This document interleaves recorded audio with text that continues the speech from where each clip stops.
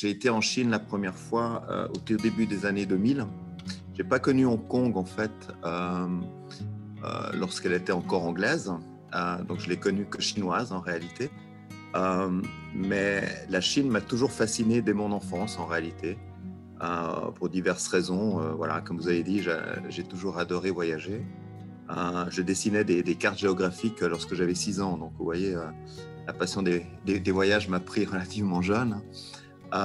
Et la Chine a toujours été, en fait, pour deux raisons évidemment fascinantes, parce qu'elle est à l'opposé, en fait, en termes, je dirais, sociologiques et évidemment culturels par rapport à nous occidentaux.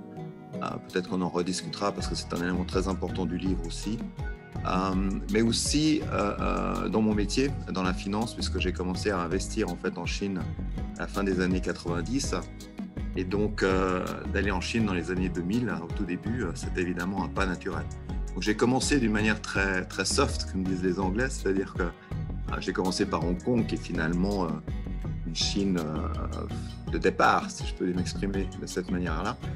D'ailleurs, c'est probablement un bon compromis d'ailleurs pour y commencer. Et ensuite, comme depuis à peu près 2001-2002, je vais en Chine pratiquement 4 à 5 fois par année pour mon métier, je prenais toujours en fait le temps d'aller visiter une province. Je prenais un avion depuis Shanghai, depuis Hong Kong, depuis Shenzhen, et je prenais un interprète avec moi parce que c'était relativement très difficile. Mon chinois est relativement encore limité. J'arrivais à me débrouiller, mais pas évidemment encore suffisamment. C'est quand même une langue très difficile à apprendre. Et donc, j'ai visité plus de 16 provinces, en fait. Voilà. J'ai pris énormément de photographies. Et à l'époque, déjà en 2001, à partir de 2001 jusqu'en 2010, je dirais, toutes les provinces que j'ai visitées, très très peu d'étrangers y allaient encore. J'étais pris en photo et assailli toujours par les Chinois qui voulaient prendre des photos d'un long nez, comme ils disent.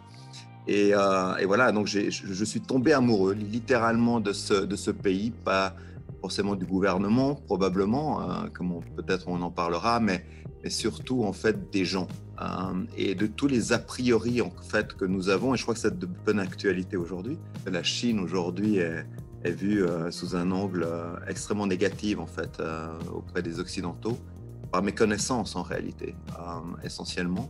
Et c'est un peu ça aussi le but du livre, d'une certaine manière, c'est d'essayer de faire comprendre aux gens et surtout de faire, à travers deux personnages, se faire parler en fait deux cultures totalement différentes, qui sont diamétralement opposées. Et que si on ne comprend pas cette dissymétrie totale, c'est un pays difficile à comprendre en réalité, de notre point de vue en réalité. Et je pense que c'est vraiment très important aujourd'hui de le faire.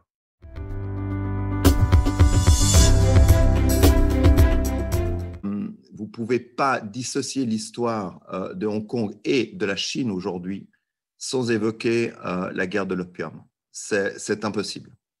La guerre de l'opium a laissé des traces absolument indélébiles, pas forcément du côté anglais, évidemment du côté chinois. Ça a été un traumatisme total. Je ne crois pas qu'on a conscience, en fait, chez nous, en Occident, de ce qui s'est passé au XIXe siècle et même encore après, les humiliations qu'il y a eu qui ont été terribles. Et donc, à travers justement l'histoire de ces deux policiers, un qui est anglais et un qui est évidemment d'origine chinoise, qui est né pendant la révolution culturelle, qui a été ensuite avec ses parents à Hong Kong, et surtout aussi l'histoire du passé de ce policier anglais, qui est d'une famille justement qui a traité l'opium et qui est inspiré en réalité des grands taipans en fait de Hong Kong du 19e siècle, qui est totalement réel en réalité. Cette histoire aurait pu très très bien se passer, elle est documentée. Lui-même, donc ce policier se retrouve avec une fortune gigantesque due à ses origines en fait, voilà, filiales, et ses parents sont assassinés sauvagement dans les années 70 et il veut essayer de comprendre ce qui s'est passé. Évidemment, c'est lié à l'opium, aux guerres de l'opium.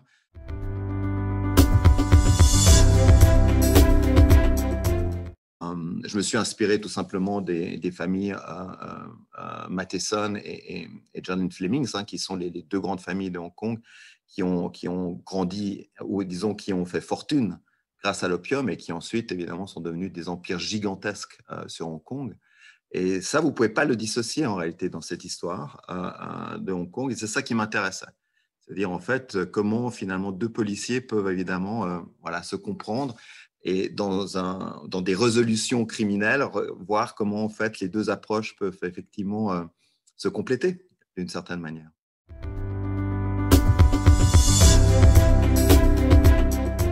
Je me suis inspiré de faits réels. C'est comme ça d'ailleurs que je m'inspire, par des anecdotes en réalité. Le tome 1, il est inspiré d'une anecdote d'une société qui a fait une fraude monstrueuse qui était très connue dans les années 2008-2009 environ en Chine. Et c'est là d'où est partie en fait mon histoire du premier tome. Le deuxième tome, c'est un fait divers totalement assez amusant. D'ailleurs, si je vous le révèle, ça ne révèle en rien en fait l'histoire du tome 2. C'est un rat qui avait été trouvé dans un hot pot. Vous savez, les hot pots en Chine, ce sont ces marmites qu'on appelle nous fondues chinoises, mais qui n'ont rien à voir avec ça évidemment là-bas.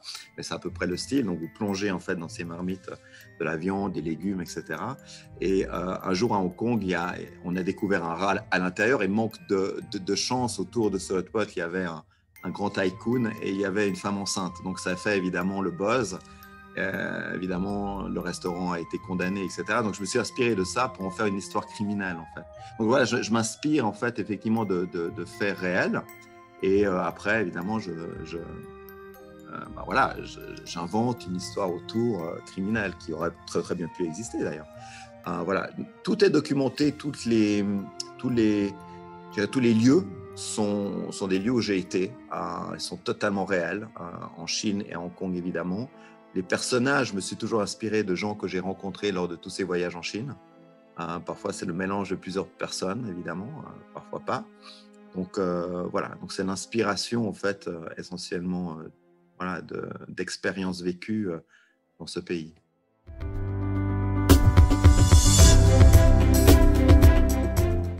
Ah, oui, on pourrait, bien entendu, absolument. Écoutez, si certains nous écoutent et désirent le faire, je suis tout absolument ouvert. Et d'ailleurs, c'est étonnant que vous en parliez de cette manière parce que lorsque j'écris,